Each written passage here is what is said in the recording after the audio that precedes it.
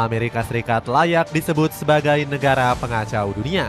Kalau kamu tahu berita baru-baru ini, negeri Paman Sam menyerang pangkalan penelitian Cina di Antartika.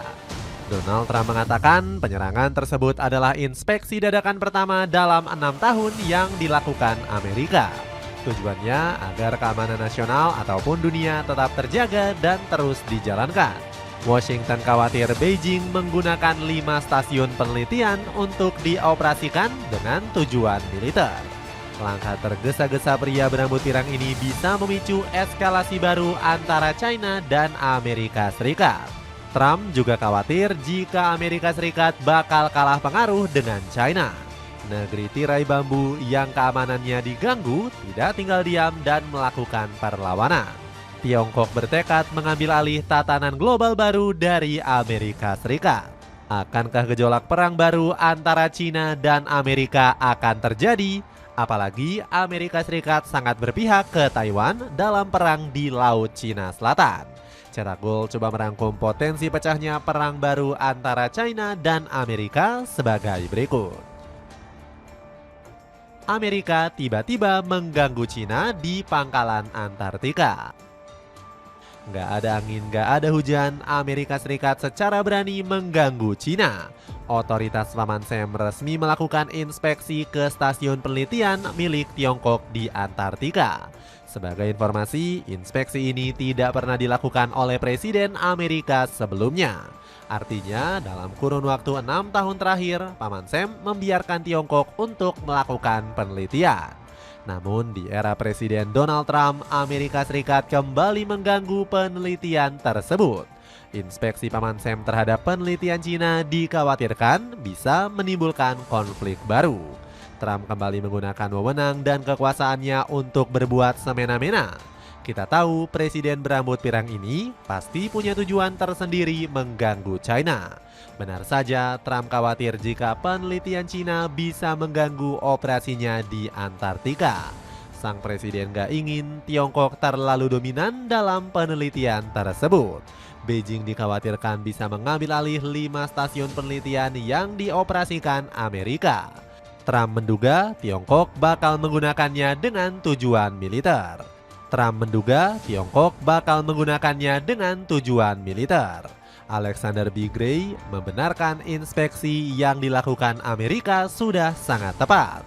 Mantan pejabat Gedung Putih ini menduga ada pangkalan militer di dalam penelitian milik China. Kami punya alasan kuat menganggap bahwa ada pangkalan-pangkalan militer di Antartika yang dimiliterisasi oleh China.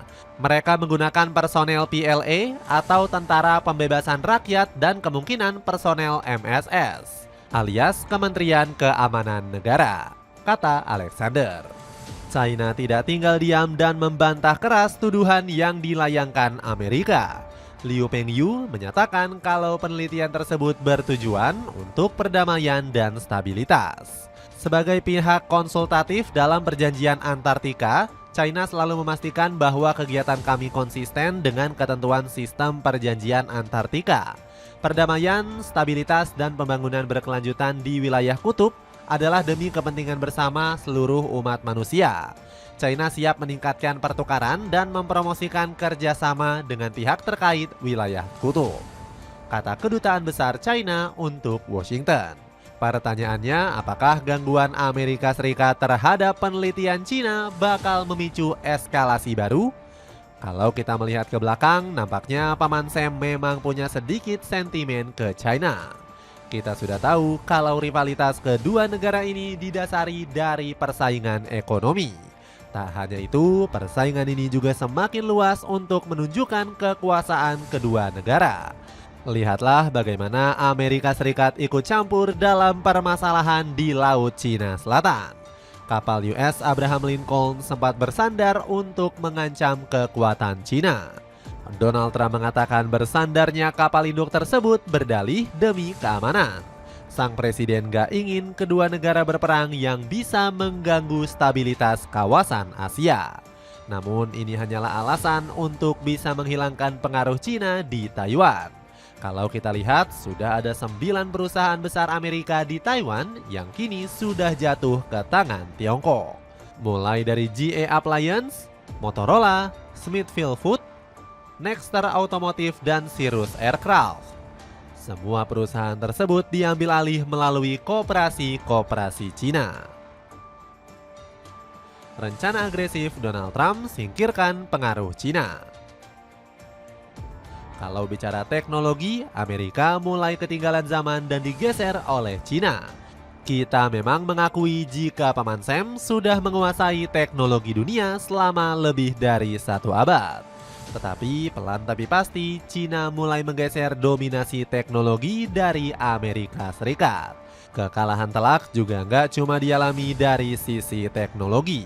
Dari sisi keuangan, kripto Amerika Serikat juga dilaporkan kalah telak.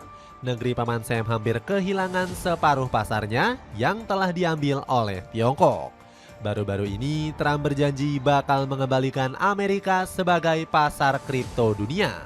Dia bahkan mengumbar janji manisnya menjadikan Amerika Serikat sebagai ibu kota kripto dunia. Sang presiden membuat satu gebrakan besar mengesahkan legalisasi dan juga aturan baru. Undang-undang dengan tajuk Genius ini berfokus untuk menghadang dominasi kripto China. Dalam pidato panjangnya, Trump menginginkan Amerika untuk meningkatkan industri dan aset. Alasan pertama, saya pikir itu baik secara politik dan memang demikian. Yang lebih penting, Cina juga menginginkan pasar itu.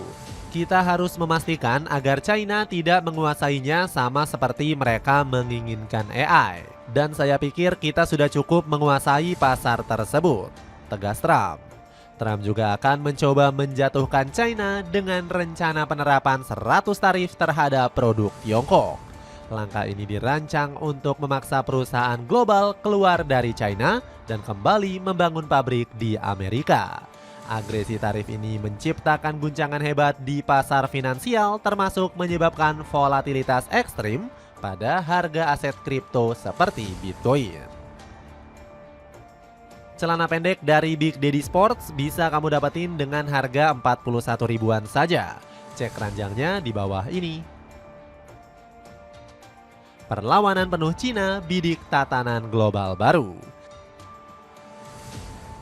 Di tengah tekanan agresif dari Washington, China justru melihat peluang lain. Negeri tirai bambu lebih memilih perlawanan tanpa kekerasan dan secara aktif merangkul negara lain. China ingin membentuk aliansi ekonomi yang mandiri. Mereka menawarkan visi dunia yang gak lagi didikte oleh satu negara saja, melainkan berbasis pada multipolaritas. Saat Trump menarik diri dari berbagai lembaga internasional, China justru memanfaatkan hal tersebut. Tiongkok mulai meningkatkan diplomasi membidik peran kepemimpinan baru. Pada pertemuan dengan Inggris, Xi Jinping menyarankan tatanan dunia baru. Keir Starmer menyambut baik rencana tersebut dan siap melepaskan ketergantungan dari Amerika. Inggris menyerukan upaya membangun dunia multipolar yang setara dan tertib, kata Starmer. Perdana Menteri Inggris ini percaya jika China merupakan negara yang sangat cocok membina tatanan global. Tiongkok yang mendapatkan dukungan berupaya untuk merangkul. Negara-negara Global South yang mencakup negara berkembang dan negara ekonomi menengah telah lama menjadi bagian penting dari strategi global China. Salah satu upaya yang paling menonjol adalah Belt and Road Initiative yang sempat diluncurkan pada 2013. Negara-negara tersebut berharap China untuk secepat mungkin mengambil pengaruhnya. Seorang pemimpin membutuhkan pengikut untuk mendukung atau membenarkan kepemimpinannya. Dukungan dari Global South menjadi titik penentu bagi China dalam menghadapi upaya pembatasan dari Barat. Kini China pun memulai langkah barunya dengan menggandeng Rusia dan Korea Utara. Xi Jinping bertemu dengan para pemimpin ketiga negara tersebut untuk membahas soal keamanan. Xi Jinping menegaskan kalau China tidak akan memerangi Amerika. Sebaliknya, Tiongkok bakal mengambil pelan-pelan pengaruh Paman Sam dengan kekuatan stabilisator. Kamu kepleset terus kalau pakai sendal saat hujan? Ganti ke sendal anti-slip dari Muzi. Kamu bisa dapetin mulai dari 24 ribuan aja. Cek linknya di bawah ini. Itulah ulasan potensi pecahnya perang baru Cina melawan Amerika Serikat. Bagaimana pendapatmu? Apa yang akan dilakukan oleh Xi Jinping saat negaranya tiba-tiba menjadi ancaman Amerika? Coba tulis pendapatmu di kolom komentar di bawah ini.